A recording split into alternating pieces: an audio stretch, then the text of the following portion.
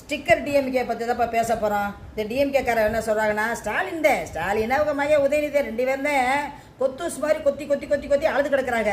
ஊடால கனிமொழியும் சொல்லிட்டு தான் இருக்குது ஸ்டிக்கர் டிஎம்கேன்ட்டு.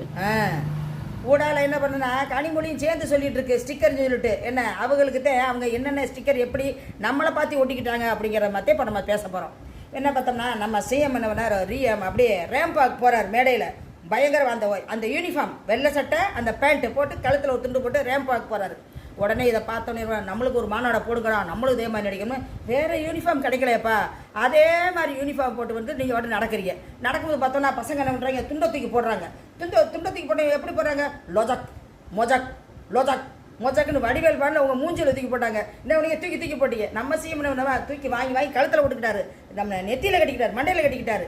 இப்படி திருப்பி என்ன பண்ணீங்கன்னா, அங்கே வந்து உங்களுக்கு வந்து பூச்செண்டு ஒரு பையன் வந்து ஓட்டோட்டமாக மேலே ஏறி கொடுக்க சொல்லியிருப்பீங்க. கொண்டாந்து கொடுக்கடா, அவங்களுக்கு கொடுக்குறாங்கடா, எங்களுக்கு கொடுக்குறான்னு கொண்டாந்து உங்களை போய் மேலே ஏற்றி விட்டு அவன் எப்படி குண்டியை பிடிச்சி தாங்கி மேலே ஏறி வருவேன். பார்த்தோம்னா அதை தூக்கி கீழே போட்டு போயிடுவீங்க. இது 2வதா. இன்னும் 3வது என்ன கேட்டோம்னா, ஒரு பள்ளிக்கூடத்தில் போய் உட்காந்து சாப்பிடுவீங்க பக்கத்தில் ஸ்கூல் பிள்ளைங்க. இதெல்லாம் ஒரு அரசியல் தந்திரப்பா. அப்படியே ஒரு ஃபோட்டோ பிடிச்சி உடனே போட்டு விட்டுறது. இங்கே பக்கத்தில் இருக்கிற பிள்ளை பிள்ளைகிட்ட கேட்குறீங்க, நான் யார் அப்படின்னு கேட்பீங்க. கேட்டோம்னா நீங்கள் ஸ்டாலின் தாத்தான்னு. தாத்தா இல்லை, மாமா. அப்போ நீங்கள் வந்து அந்த பிள்ளைக்கு மாமானா உங்கள் பேரை இருக்கானே அவனுக்கு நீங்கள் என்ன வேணும்?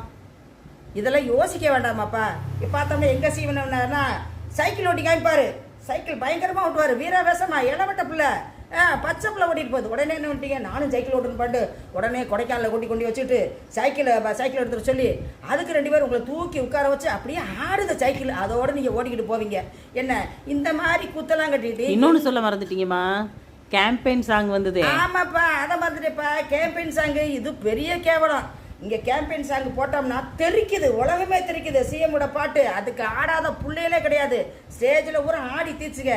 திருச்சியில் எப்படி ஆடினாங்க பார்த்தீங்களா? ரசிகர்களும் நம்ம சிஎம் செங்கு செக்கன்னு குதிப்பாங்க.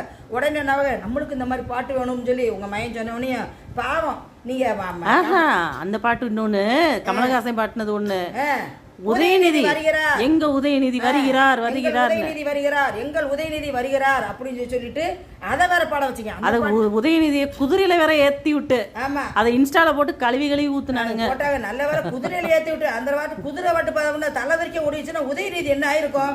இதெல்லாம் யோசிக்க வேணாமா ஸ்டாலின் சார்? இந்த மாதிரிலாம் நாங்கள் பண்ணோம் கிடையாது. கேம்பெயின் பாட்டுகளை போட்டோம், உலகத்தையே அதிர விட்டோம். ரசிகர்கள் கூட அந்த பாட்டுகளை முணுமுணுக்காத நேரமே இல்லை. தேசிய கீதை மாதிரி வந்துச்சு.